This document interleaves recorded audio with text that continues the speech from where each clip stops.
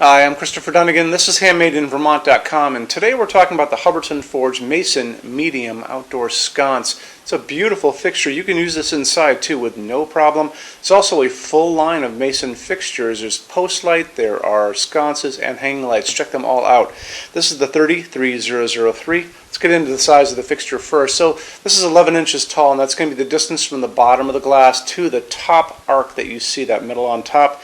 8.2 inches wide, and that's going to be that top part, a kind of a domey lid, and then 9-inch projection from the wall to the outside of that as well. Mounting height coming in at 5.9 inches. That's going to be the distance from the bottom of the glass to the middle of your electrical outlet box. Glass is 5.37 inches high and 6.6 inches in diameter, and this is the glass for it.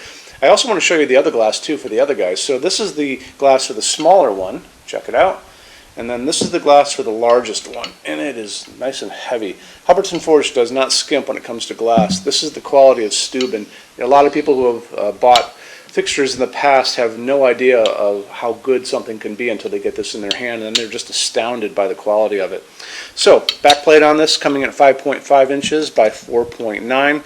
And like I said, it goes over a standard junction box. I want to show you more information about this, and how we're going to do it is we're going to look at the installations instructions PDF. That's over on this side of the screen, midway down. Click that for me and open it up. It's going to show you a full parts list. It's going to show you how this fixture goes on here without any problem at all.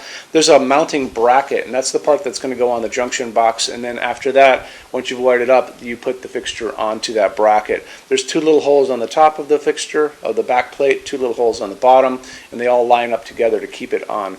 When you're done actually putting it on, the best thing to do would be run a little bead of clear silicone along where you're building your house is meeting the fixture itself. So you kind of seal that up and keep moisture out of there. It's clear, you're not going to be able to see it. That fixture back plate also is kind of bigger on the front and indents a little bit in the back. So it's going to hide that. It's also going to hide those screws, so you're not going to see those as well.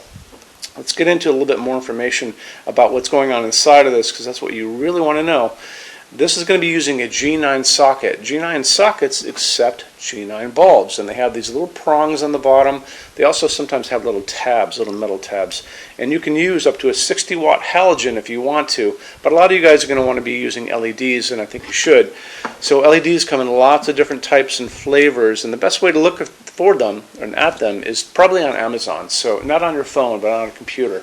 So go on Amazon, in that search bar, just to begin with, put G9 LED and see what pops up. And you're going to see lots of this kind of stuff. So you're going to see these that have these long orange lines or tabs inside of them. See that guy right there? And then these are called cob LEDs. They look like corn cobs. Lots of different facets, including on the ends.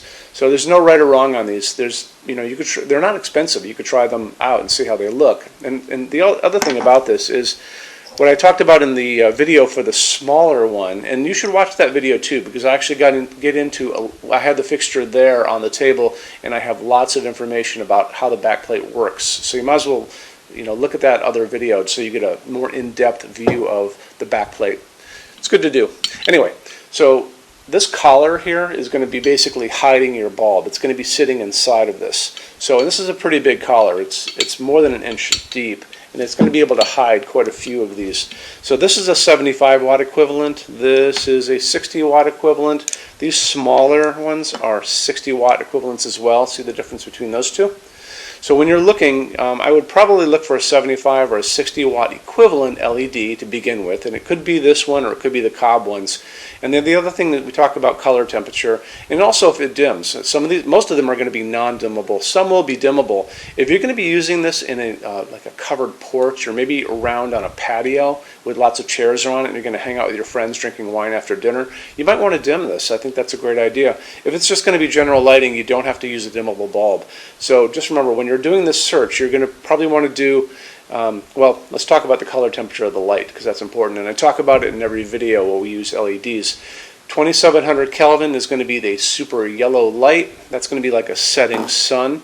And then way on the other side is going to be called daylight, which sounds warm, but it's not. That's a cold hospital blue-white light. And that's 4,000, 5,000, 6,000 on that Kelvin scale. In the middle of all that is going to be called warm white. Warm white mimics the light of a nice incandescent bulb, and that's going to be 3,000 Kelvin. So that's probably the way you should go. That's the light coming down on my hands right now. This is all nice, warm, 3,000 Kelvin LED light from above. So on that search, what I'd probably do is G9, 3,000 Kelvin LED, and you're going to pop up with all your results, and you're going to be just good to go. They only use aircraft grade aluminum to make all of their outdoor lighting, and the reason they do that is because aluminum holds up better than any other material in harsh extreme weather. When you go out and you're out in the world, look up and you'll see those jet airlines flying up there way above your head. They're all made out of aluminum for a reason, because it holds up beautifully, it welds beautifully, it doesn't rust, it's very light, and it's just the best material to use outside. So on top of that, they have developed these outdoor baked epoxy powder coats that can go over this and make them pretty much indestructible, and we're going to talk about that right now. So how they do this, you'll notice in the picture next to me, there's a picture of a woman, and she's actually shooting powdered finish at the fixture. And they take the fixture, let's say this is the fixture to begin with, okay? They wire it up with a wire here, a wire coming down. They run a small amount of electricity through it to make it positive. And what that does, it makes it attract everything around it. So when she's over there spraying little bits of powdered finish, what it's going to do, it's going to go over the entire fixture. It's going to get into every nook, every cranny, top, bottom, sides, the whole thing. They're going to take that fixture, they're going to put it into an oven. That's going to melt that down and make it into a hard epoxy shell. And it makes it, incredibly strong.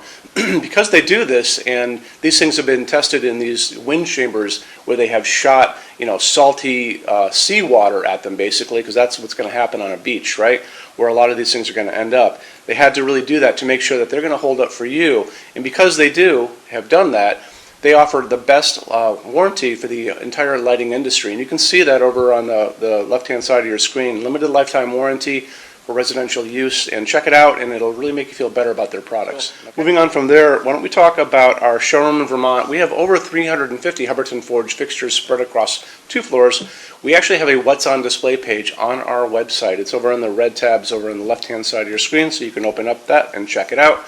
Showroom has also a clearance center. So clearance center stuff is 75% off MSRP. It's an amazing deal for you. It's returns, discontinued things, and showroom samples. If you guys are going to come visit us, do me a favor, bring a big SUV, if you can, if you have one, only because the boxes are set up for shipping.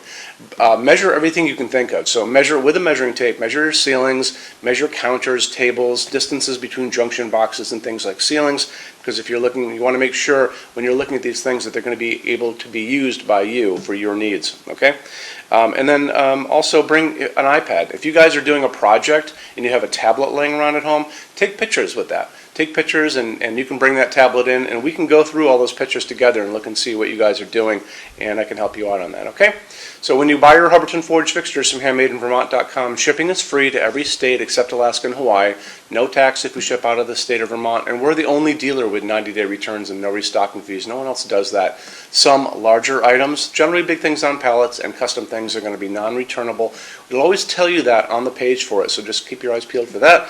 And then on top of all that, we offer a rush program. So in order for you to get all of these different finishes, Hubbardton Forge doesn't stock. It takes generally about 3 to 4 weeks to get product out. We can cut that time in half, and it is super, super inexpensive. A lot of people don't even know about it. If you want to know about it, the best thing to do is just drop me a quick email, sales@HandmadeInVermont.com, and we spell out the word Vermont. You can also call 802-446-2400 during business hours. And so I'm here every day except Sunday, from 10 a.m. to 6 p.m. Eastern Time if you guys want to talk to me.